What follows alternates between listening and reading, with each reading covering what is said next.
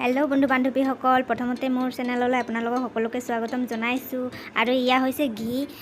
ঘি মই ঘৰতে কেনেদৰে তৈয়াৰ কৰিলো বা কেনেদৰে বনালো তাকে আজি আপোনালোকক দেখাবলৈ ওলাইছো বলক তেন্তে কেনেকৈনো মই ঘি বনালো চাও প্ৰথমতে গাখীৰখিনি মই এনেদৰে গৰম কৰি লৈছো গৰম কৰি লোৱাৰ পিছত ঠাণ্ডা কৰি লৈছো ঠাণ্ডা কৰি লৈ 1 ঘণ্টা মানে ফ্ৰিজত থৈ দিছিলো তাৰপিছত ইয়া হৈছে বটলত মানে ঘি এইটো আগৰে মই বনাইছিলো আগতে 1 বটল বনাইছিলো হেয়া আধা খাই হেকে আধা মানে বটল আধাৰ অলপ বেছিকে আছে এইখন জালনা হেতাৰে মই গাখীৰৰ খৰখিনি এনেদৰে উলাই আছো এইখন হেতাৰে উলালে অলপ সুবিধা হয় কাৰণ গাখীৰখিনি মানে খৰকি যোৱাত অলপ সহায় কৰে আৰু এইখনৰে উলালে ভাল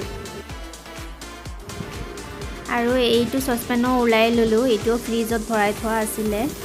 এইটো মানে ধুনিয়াকৈ ফ্ৰিজত থোৱাৰ কাৰণে গুট খাই আছে ওপৰত এয়া দেখিছে ইমান ধুনিয়াকৈ উলাইছে ফ্ৰিজত থলে তাৰ মানে উলাবৰ কাৰণে সহজ হয় আৰু এটা গটেইখিনি এখন বাসনত ডাঙৰ বাসনত উলিয়াই লম এইখনত তাৰ মানে অকমান সৰু হ'ব হেতু কাৰণে ডাঙৰ এখনত লৈ ললো সৰু বাটিত যিখিনি দেখিছে সেইখিনি মই আগতে ফাৰ্স্ট জমা কৰা আছিল সেইখনত ভৰ্তি হোৱাৰ কাৰণে অলপ ডাঙৰখনত মানে জমা কৰিছিলো এটা গটেইখিনি উলাই ললো এনেকে উলাই লব লাগিব ফ্ৰিজত মানে আইছত থোৱাৰ কাৰণে অলপ টাইট হৈ আছে এটা অলপ টাইম ৰাখাৰ পিছত এনেকুৱা অলপ ঢিলা হৈছে এটা মানে মোৰ মিক্স কৰিব সুবিধা হৈছে 1 মাহ জমা কৰা গাখীৰৰ খৰ মই এনেদৰে ফ্ৰিজৰ আইছতে ৰাখি থৈ আহিছিলো আপোনালোকেও যদি বনাই আইছতহে থব এইখিনি মই 10-15 মিনিট এনেকে মিক্স কৰি থাকিম মানে ঘুৰাই থাকিম এইখিনি মোৰ 1 মাহৰ জমা কৰা গাখীৰৰ খৰ এইখনো বাসনখন মানে ডাঙৰ হ'ব বুলি ভাবিলো হেতু কাৰণে এইখনত উলিয়াই ললো কিন্তু এইখনো মানে সৰুৱে হৈ গল মোৰটা ডাঙৰ ইয়াতকে নাছিলে হেতু কাৰণে এইখনে লবলগীয়া হৈ গল এতিয়া ইয়া পানী দিব কাৰণে হৈ গল পানী দি ধুবৰ কাৰণে মোৰ হৈ গল এইটো ফ্ৰিজত থোৱা পানী কাৰণ গৰম দিনত যদি নৰমাল পানী দি ধুই দিও তেতিয়া হলে ধুব সুবিধা নহব মোৰ হেতু কাৰণে গলি যাব হেতু কাৰণে ফ্ৰিজৰ পানীৰে ধুলো এতিয়া মানে গুট খাব আৰু টান হ'ব তেতিয়া হলে মোৰ ধুব কাৰণে সুবিধা হ'ব ঠাণ্ডা দিনত আপোনালোকে নৰমাল পানী দিয়ে ধুব পাৰিব কিন্তু গৰম দিনত যদি বনাই তেতিয়া হলে ফ্ৰিজৰ পানীহে দিব মই 5 বাৰ মান ধুম এনেকে পানী দি 5 বাৰ বা 6 বাৰ ধুম ভালদৰে ধুলে মানে ভাল আৰু যদি নুধুৱাকৈ আপোনালোকে এনেকে ডাইৰেক্ট বনাই তেতিয়া হলে বেছি দিন নাথাকিব গোন্ধ ওলাব আৰু খাই ভাল নাপাব হেতু কাৰণে ধুই পেলে যিখিনি তাৰ গাখীৰ আছে যিখিনি গাখীৰ লাগি আছে সেইখিনি একদম ধুই পেলাব লাগিব তেতিয়াহে খাব ভাল হ'ব আৰু বহুত দিনলৈ আপোনালোকে ৰাখি থব পাৰিব ইয়াৰে পানীখিনি বহুতে মানে পনীৰো বনাই মই নবনাও কাৰণ মোৰ মানে সময় নাই বহুত লৰালৰিকৈ বনাই আছো এইখিনি এতিয়া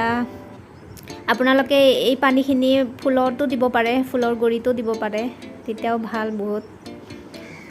এতিয়া বাৰিষা বতৰ বৰষুণো বহুত দি আছে এইটো কাৰণে মই ফুলতো ইউজ কৰিব নোৱাৰো হেতু কাৰণে পেলাইয়ে দিম এইখিনি হৈ গল এইখিনি বাটাৰ হৈ গল এতিয়া বৰ্তমান আপোনালোকে এনেকে বাটাৰ বনাইও খাব পাৰে ইয়াৰে পানীখিনি এতিয়া ভালদৰে এনেকে টিপি উলিয়াই পেলাব লাগিব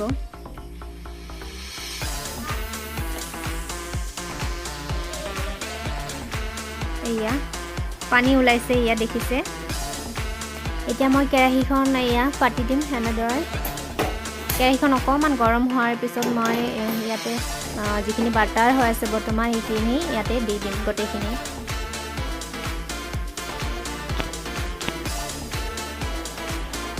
ইয়া গৰম হৈ গৈছে মই দি দিলো বাটাৰখিনি এতিয়া দি উঠাৰ পিছত যেতিয়া গলি যাব তেতিয়া এনেকে লৰাই থাকিব লাগিব নহলে উঠি আহিব ওপৰলৈ উঠি আহে সেইকাৰণে হেতাৰে এনেকে লৰাই থাকিব লাগে আৰু যাতে তলত লাগি নধৰে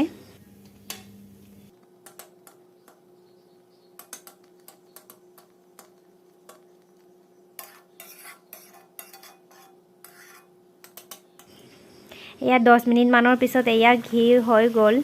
বৰ্তমান হৈ গ'লে আৰু 5 মিনিটৰ পিছত হৈ যাব আৰু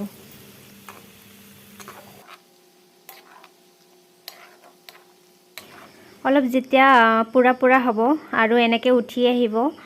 ফেনবোৰ তেতিয়াহ'লে আপোনাৰ ঘি হৈ গ'ল আৰু তেতিয়া গেছটো অফ কৰি দিলে হৈ গ'ল এতিয়া মোৰ ঘিখিনি হৈ গ'ল মই এতিয়া অফ কৰি দিওঁ এতিয়া ঠাণ্ডা হোৱাৰ পিছত মই ইয়াতে ভৰাই দিম ঠাণ্ডা হৈ গ'ল মোৰ ঘিখিনি যিখিনি ঘি বনাইছিলোঁ এতিয়া ইয়াতে ঢালি দিম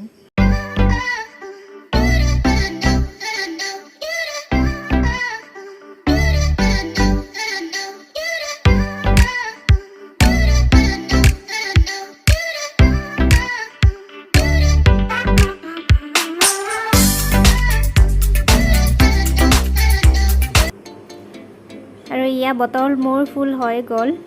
আৰু অলপ থাকি গ'ল কেৰাহীতে এইখিনি আকৌ বেলেগ এটাত ভৰাব লাগিব